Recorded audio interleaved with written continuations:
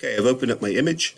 I go over to the layer here. You see a padlock on there. I'm going to double click on the padlock and that will remove. Sometimes you get a dialog box come up. Just click OK. The next thing we're going to do is we're going to zoom out so we can see this. Take the magnifying glass and right click and fit on screen. If that's not working, just make sure that your layer is selected. Sometimes when things won't work, it's because you're not on the actual layer.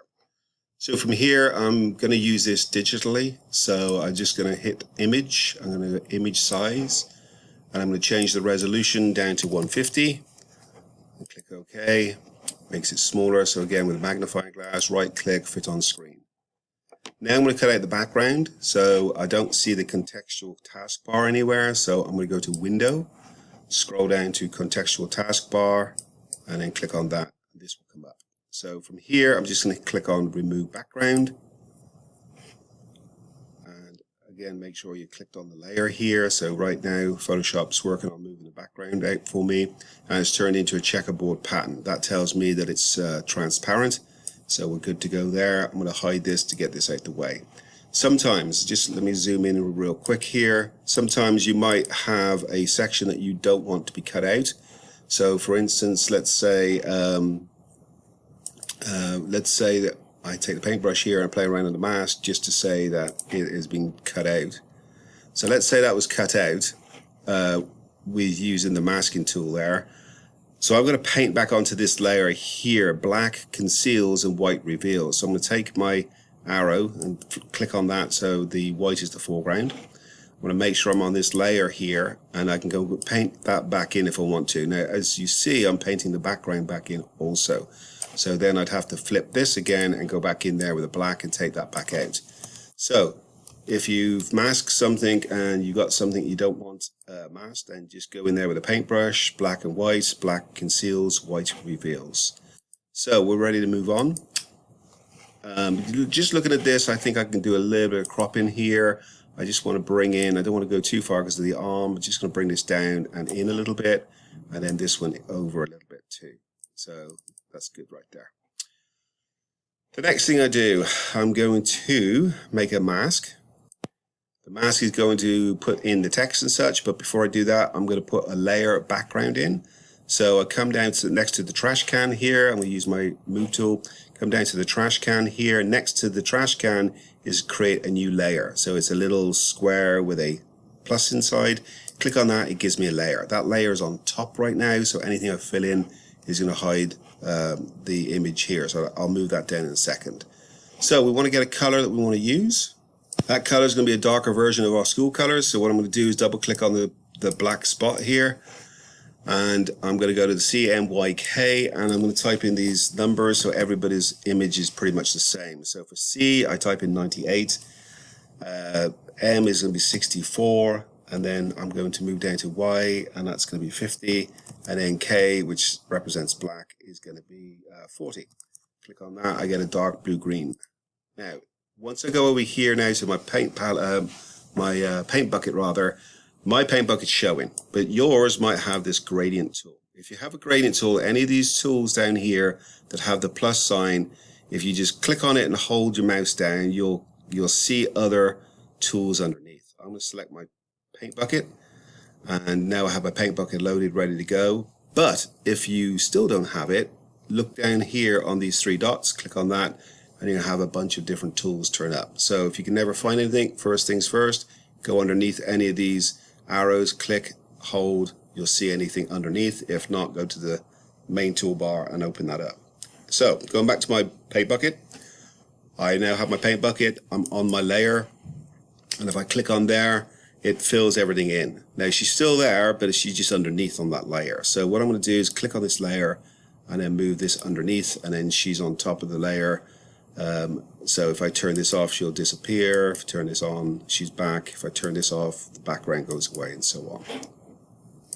So now it's time to put the text in. Before we do that, what we're going to do is we're going to separate this in half.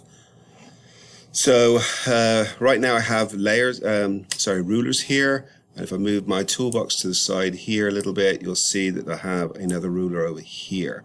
If you don't see your rulers, just Control R. Control R will bring the rulers in or out. And what I'm going to do is I'm going to take my ruler on the left hand side and bring in a vertical guide. So I'm just going to run that straight down the middle of her face, and that will separate her in half for me as a guide. The next thing I'm going to do is go over to my bar here, and basically this one's in the way. Let me get this one out the way real quick. So click on this, and I want to make sure I'm using the rectangle marquee tool. When you click on this, you're going to see feather up here. Make sure that is on 0. We don't need a feather on it right now, so that has to have a 0 marking. So take my marquee tool, 0 feather, and then from the grid I'm going to bring this, drag this down, and that is now selected my half of the picture. What I'm going to do next is go over to my black and white thumbnail sketch here on the next layer. So I'm going to click on that, and that's selected my original layer. From here, I'm going to paintbrush and click on the paintbrush. Make sure it is black. What I'm going to do then is I'm going to paint in, and this is my paintbrush. If I use the brackets, I can make it bigger or smaller. You can always go over to here and change the size of it as well. So here's my paintbrush, and I'm going to make it slightly bigger, and I can go in here and just paint in on top of the mask. So that's then covered her out because I've just made this into a mask. So now we have the mask covered up. Make sure that it's on this particular thumbnail sketch. It has to be black. The black is concealing and the white is revealing. So the black box there, it represents that this is covering her up. So the next thing we do is put text in. So we're going to go to the text toolbar and click on that. Select your text toolbar. I'm just going to drag it to about here, and then we'll put some text in it and manipulate it in a second. So once I've got my text in here like this, I'm going to type in whatever I want to put in. So I'm going to put MVP. Right now I'm typing with the same color as the background. That's why I don't see my text. So I'm going to select my text here, and I'm going to change the color of the text, and I'm just going to change that to black so you can see it. And it's better to do your text in a nice big thick font, preferably a sans serif, and preferably all caps, so it makes it bigger, so therefore you're going to see more of the image underneath. So I'm going to put MVP, cheerleader, and I'm going to put cheer as one, and then leader as on another line. If I can spell cheer properly, sorry. Cheerleader. And you can type in that multiple times, or you can put the student's name in there, whatever text you want to put in. So I put MVP cheerleader 2024. I could copy and paste that multiple times. Again, it's up to you what text you put in there. Normally I put the student's name, but since this is going on to YouTube, I'm not going to put the student's name for obvious reasons. So once I've got this selected, I can go over to my properties palette here. And in the properties palette, if I scroll down, I should see the alignment section, which is here. So I want to make that a left justification. So if I double click on the T, that will highlight my text, and then I can just click on the left hand side right there. Now I've got my text lined up to the side, and I need to play around with the leading here. Okay, a couple of things we need to look at for the text. So if I use the move tool, I can click on the text. I'm going to just line that up with the top of her head, thereabouts. I can use my arrow tools on my keyboard just to move it over a little bit. Then if I want to, I can hold the shift key down and I can stretch the text. Or I can stretch it lower if I want to. Stretch it to where you need it. Or you can go over to the properties palette here, and you can change the size of things here. So if I want to make this, click on the move tool, make sure I'm on the layer, and then go to any text size that you want to here. I'm just put it in 65, just make that slightly bigger. From here then what you can do is play around with this is on auto tracking right now. That's the space between the letters, so I'm going to get it as tight as I can. So I'm going to type in 35 and see what I can get with 35. And what I need to do first though is go back to my T here, double click on the T, and then change this to 35. The tracking is the one with the two A's. Click enter and see what happens, and that's obviously too tight. So now I'm going to go ahead and say let's try 65. There's too much space in there, so I'm going to drop it down a little bit more, 55 maybe, and that looks pretty good. So at 55 in this particular piece, that's enough space so I can be able to see the picture through there pretty close and easy. So from there, I think I can make that text a little bit bigger, so I'm going to actually type in 75 and see what I get. And that obviously then has messed up my leading, so I'll go back and fix that in a second, but I think I can go a little bit bigger on the text, so let's try 85, and that looks good. So now go back to my leading, and let's say 45, that's gone the wrong way, sorry, let's go 75 and see what I get, and go a little bit tighter, so let's go 65, too tight, and we'll go 70, and there should be a little bit of gap. Okay, good. So when I look at this now, this is obviously bleeding off the bottom. So I'm going to use my move tool. I'm going to click on the layer and then hold shift to stretch it, distort it, and then just bring it into where you want it to be. So I want some negative space on the base there. But now I can see that the top has moved. So scrolling up to the top, hold shift key down, and then squash it down to the top of our head. And that looks pretty good.